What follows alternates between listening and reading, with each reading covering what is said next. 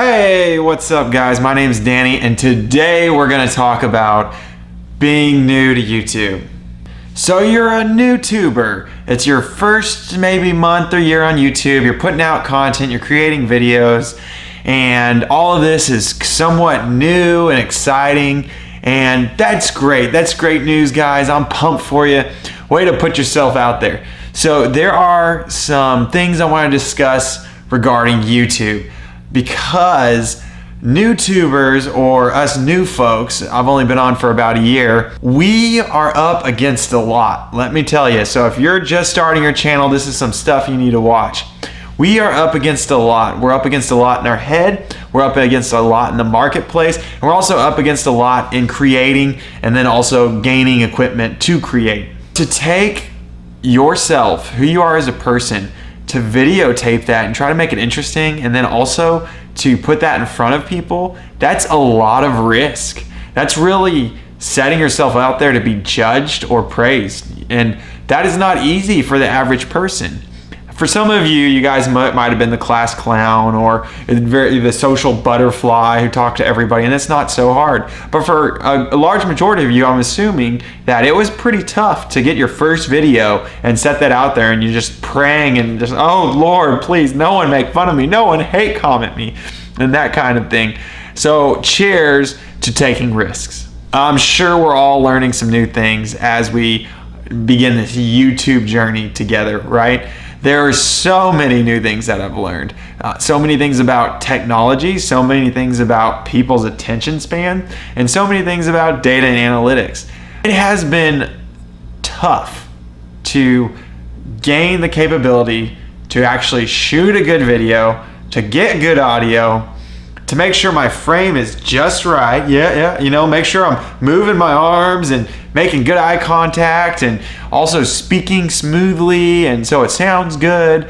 That has been a lot of work, and I've learned so much. And so that's great for you guys. That's really, really great for you guys. That's really, really great for me. Let's all pat ourselves on the back. We're learning, we're challenging ourselves. We're not just sitting around watching TV or, doing nothing. We are actually engaging in a hobby. We're learning, we're stretching our mind. And that's another great thing. Also with creativity, whenever you're designing your videos, thinking about the script and thinking about all the props you want in there, that's also a learning experience. And you're also learning to connect with others. And ultimately what we're doing on YouTube is we're learning to communicate through video and through audio. Now, I'm 28 and I feel old, and I can tell you guys, you're staying up with the latest in life trends.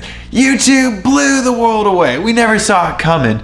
That this social media site would begin this dynamic trend towards short videos that would get viral attention, that would also be backed with advertising, that would give people new avenues for growth in a job market. YouTube is paying a lot of people's bills. YouTube has allowed people to get cars, to houses, to support their family. It's an amazing new trend. It's creating new ways that we can communicate, new ways that we can share information. Before YouTube, I felt like people read books. If you wanted to know something, you'd have to read a book, or you'd have to have a friend that knew how to do it.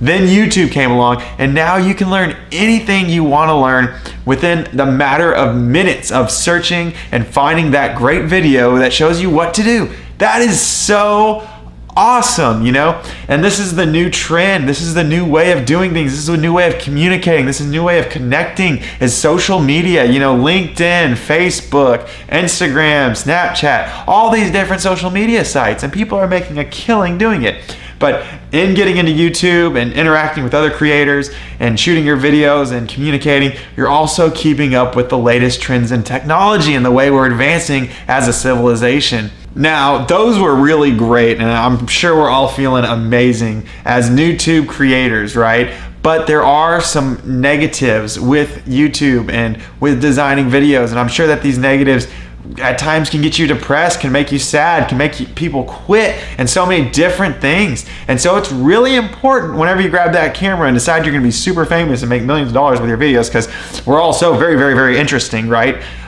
We have to consider some of these negatives, and I just want to share them with you. In my life, when I'm open to negative possibilities, when I'm open to opposition, it helps me create strategies to fight back and to, actually do good and take some ground.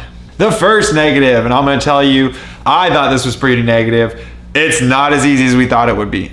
Whenever I first started YouTube, I started with the thought, you can do it, Danny. You can create videos and you can gather an audience and you can actually build something online. That this task is not impossible for you. And so I was so pumped up. Got my little cell phone, my iPhone 5, started shooting videos and doing all this stuff and getting things out there. And I was rudely awakened with the reality that maybe some of y'all have faced, that popularity doesn't just come. It takes a lot of hard work and it takes a lot of effort and it takes a lot of creativity to become somebody worth paying attention to. And that is something that we all need to face, because I'm a believer in the value of human life. I think you are all so very valuable. I think you all are so very special. In fact, one of my strengths from the StrengthsFinders test is individualization. So I see uniqueness and I value that. But the reality is, on YouTube, it's not gonna be as easy as we thought for our unique awesomeness to be accepted by everybody else. We really have to mature what we're doing, and we really have to think about how we're offering value to the YouTube marketplace. There is fierce competition out there too. On top of having to figure out how you create videos and design a style that reflects your unique awesomeness and gives a symbol of value to the YouTube marketplace, now you have competition. There is millions and millions and millions of creators, and there are millions and millions of people who are almost as talented as you or more talented than you. And on top of that, there are thousands of folks that they're at the YouTube top. They have millions of views and they're kind of where all the attention is going. And so to break into this new YouTube market, we have to get attention. We have to be different. We have to be special. And we're going up against some big dogs. This isn't a fresh marketplace where you can just walk in and say, hey, I'm Daniel Murphy and I'm friendly. Hey, everybody watch my videos. You have to strategize and place your value in a way that other people can see it and they'll accept it. And on top of that, you have to manipulate the YouTube, Google algorithm so your videos actually pop up. You know, there's some people that are really good at that and they have some really dumb thumbnails and some really dumb titles, but for some reason they get millions of views, where there's other people that have worked so hard on their content and they have maybe 50 views. So to sum that all up, it's not going to be as easy as we thought it would be. Second negative aspect is it takes a lot of time. That's something that I've actually had to ask myself, do I really want to spend this time making YouTube videos? I could be out doing something else. Is it something worth this investment? I have probably put in, I would say maybe 100 hours or more on YouTube, definitely more than 100 hours. And my channel has been slowly developing and slowly growing. And that's when I have to sit down and ask myself, Danny, is it really worth it? Is it really worth the time? And from what I'm getting from it, I say yes, and that's something I evaluate and judge on my own, is what value am I getting from YouTube outside of popularity and outside of tons of money? Because I don't have either of those, almost 100 subscribers, and I've made some money on YouTube, but not much, not enough to pay the bills. I still have a full-time job. And the last point, and this gets a little bit back into competition, is we compare ourselves with some amazing folks. Like, we compare ourselves with people that have millions of subscribers and that get millions of views per video posted, and that they make a living off of YouTube and they don't have to do anything else. They make a really nice living and they live in premier locations so that every single video they make looks super cool. They don't even have to set up the background. Nature's done that for them, or society's done that for them. And we see these people and we judge our material based off of theirs. And that can be very, very hard on someone's self-esteem, because if you're competing with some guy who's driving around in a supercar every day, you can't line up with your little Nissan Altima or whatever you have, your average car. I have a Chevy Trailblazer. Like, how cool, right? Yeah, you guys all want to see me driving around in that, giving it a boom, boom, boom. Girls turn their heads. Let me tell you what, when they see my car drive by. No, it's tough. It's tough with the caliber of people that we're comparing ourselves to. And for myself, for example, two people that I look at and I get inspiration from, as in I don't feel as good as, are Mo Vlogs, this super rich guy from Dubai who is very popular. He has about 3 million plus subscribers, and Casey Neistat, who also is a fairly wealthy, successful guy with an artistic video background. He lives in New York and he has around 7 million subscribers. I find myself falling into the trick and the trap that I'm not as good as these guys, and so maybe I should stop doing YouTube. And that can be very depressing and very demotivating, and it's important to understand that these kind of thoughts are going to be opposing us. So, to sum up the negatives, it's not as easy as we thought it was. It takes a lot of time, and we'll compare ourselves with the best of the best. At the end of the day, we have to ask ourselves, after putting in so much work on YouTube, is it really worth it? What are we getting from YouTube? Because right now, as YouTubers, we're not getting popularity, and we're definitely not getting a big paycheck. The first part of is it worth it is asking yourself, why are we even on YouTube? And for myself, I had to develop an answer so I could keep going and keep committing and keep performing and developing YouTube videos. And that is, I am a very visual person. I love seeing, new sites, and I love seeing new people, and I love the visual aspect of YouTube, and that I can do it in like 5 or 10 minutes and I can see something new. And also, I'm a creator. I was always been a creator ever since I was a little kid. Where it all started was illustrating with me. I love to draw and design and create, and I would even create storylines with my pictures.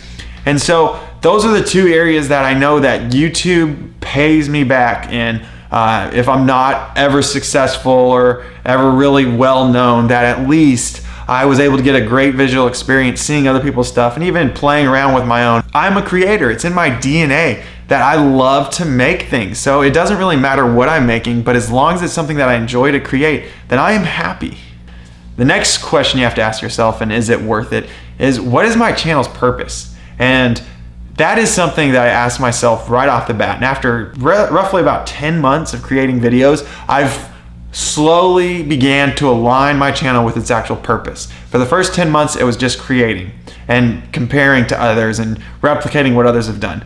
And now it's beginning to slowly get into its actual purpose. Whenever you're going out there and you're putting your videos on YouTube, and your main goal in order to be successful is, this is my unique value, so there has to be purpose. There are millions of people out there that can watch your videos, and they all have a certain need. So what does your channel, how does it fulfill those people's needs, right? And my channel and its purpose is to inspire and communicate with the YouTube audience at large.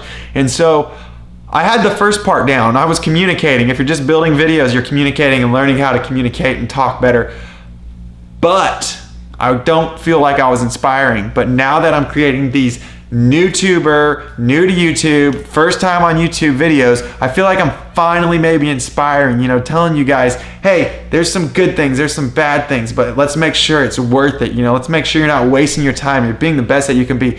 That is the element of inspire. And as long as I'm in line with those two things, then I feel like YouTube's worth it, because my channel has a purpose and it's fulfilling a need. And the bottom line for is it worth it is, are you receiving anything good in return? So it can be difficult to align a channel with a purpose. It can be difficult to really have a big reason to be on YouTube.